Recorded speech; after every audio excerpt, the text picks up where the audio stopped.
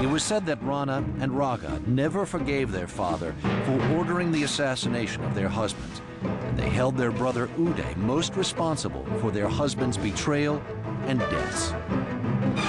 The sisters blamed Uday. They knew that Uday had conveyed these offers of personal guarantees, and they knew that he had stayed to watch their husbands being murdered. And family members weren't the only ones who despised Uday.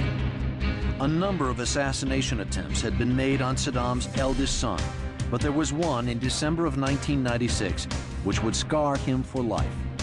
One evening that winter, a group of conspirators knew Uday would be driving to a party in the fashionable Mansour district. Along comes Uday in his Mercedes, and Uday usually drove himself, so they opened fire on the lead car, on the driver, and sort of shred the driver. Then they noticed that it's not Uday. So one of them ran round to the other side of the car, and there was Uday trying to get under the dashboard. So he fired, I mean, the figure was 8 bullets. I mean, I don't know if that's true or not, but it's, you know, the last few bullets into Uday, actually into his backside. Uday was rushed to the hospital where he spent months recovering. The incident left him physically impaired. He ended up with several bullets in his body, one of which was supposedly lodged near his spine and could not be removed. The result was that he was paralyzed or semi-paralyzed from the waist down. Uday's behavior had caught up with him. As he lay recuperating, Saddam took advantage of his son's vulnerable state in front of the whole family. Saddam reads him the riot act. Uday, he said, Uday, you know, like you can really sort of see it, you know, poor Saddam sort of shrugging his terrible elder son. He says, what are you? Are you a businessman? Are you a playboy? I mean, he says, you've done incredible harm to the country. You know, I don't know what to make of you. You've just, basically he's telling him he's been a disaster. He was quite clearly now totally out of the running as far as the succession was concerned. Being crippled and cast aside by his father only made Uday more cruel. Rumors that his injuries had left him impotent set him off on a perverse spree to prove otherwise. He was able to have sex again, but in fact he found it much more difficult, and he seems to have developed an obsession with very young girls, with virgins. He had an arrangement with principals of high schools from the poorer areas of Baghdad to send girls as young as 12 or 13 to him, which was really pretty grotesque. The suffering caused by the Hussein family seemed to have no end. Iraqi citizens now also endured economic consequences of heavy UN sanctions caused by Saddam's failure to give up his weapons of mass destruction. Hospitals were unable to import medicines that they needed, equipment that they needed. People were dying even of starvation. But Saddam was obstinate. He awarded Qusay the task of thwarting UN inspectors. This cat-and-mouse game went on for years, until George W. Bush told Saddam and his sons they had 48 hours to leave Iraq or he would declare war. Saddam immediately sent Qusay to the Central Bank of Iraq to withdraw $1 billion in foreign currency, 3 tractor-trailer loads of cash. It was one of the biggest bank heists in history. Never mind his country, his family would be able to maintain its extravagant lifestyle. I think for the people of Iraq, Qusay's plundering the central bank would have been perceived as the most ordinary of events that you might imagine. The Saddam family had long treated the treasure of Iraq as their own. Saddam, meanwhile, arranged for his daughters and all of his grandchildren to leave for a safe house outside the city. The men in the family stayed behind to face the now inevitable war.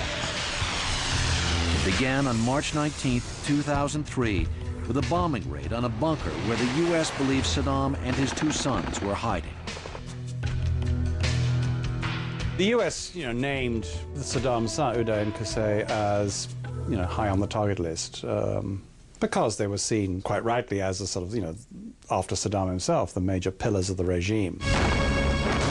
Father and sons survived the 6-week war and went into hiding. For 2 months, the sons eluded coalition forces. Then, on July 21st, in exchange for a $30 million reward, an Iraqi man tipped off the authorities to the location of Uday and Qusay. Someone came to the Americans initially and said that Saddam's 2 sons were staying in this particular house in Mosul. The next day, troops surrounded the villa, but the sons refused to surrender. The violent shootout lasted 3 hours. In the end, Uday, Qusay, and Qusay's teenage son, Mustafa, were killed. Saddam released an audio tape to an Arab television station mourning the death of his sons and vowing to take revenge. Coalition forces continued to search for other members of the first family. Soon, Saddam's 2 half-brothers and his cousin, the notorious Chemical Ali, were captured. The only family members known to have made it to safety were Saddam's 2 older daughters and their children. They fled to Jordan, where they were given asylum. By reaching here to Jordan, I hope all the suffers end and we can start a new life peacefully with our kids, with each other. But for them, it was painful to think about the family they left behind. It was horrible. Everybody hugging each other, kissing each other, crying, the kids, because they used to be one family. We left the loved ones, my mother, my sister, even my sister-in-law, Qusay's wife. They're all close to us. They're concerned about the well-being of their mother, about their 3rd sister, and about their sister-in-law, the wife of Qusay, and that perhaps it was a way to signal to those women, wherever they may be, hey, it's safe to come out now. You know, we're here, we're safe, we're going to be all right. You can come out of the woodwork as well. For 9 months after the war, Saddam remained in hiding in safe houses near his birthplace, protected by his Klansmen. He did, however, release a series of audio tapes, calls to action against the foreign invaders of Iraq. This suggests he still believed he had loyal followers, and he still held out hope for a return to power. But on December 13, 2003, U.S. troops found him at the bottom of a dirt hole. Although he had a gun, he gave up without a fight. He said that I'm Saddam Hussein. I am the president of Iraq, and I'm willing to negotiate. But in reality, he was no longer president or head of the first family of Iraq. He was now a prisoner awaiting trial for the many crimes he had committed during his bloody reign of terror. His dreams of dynasty were over, and with them, the nightmare of his nation.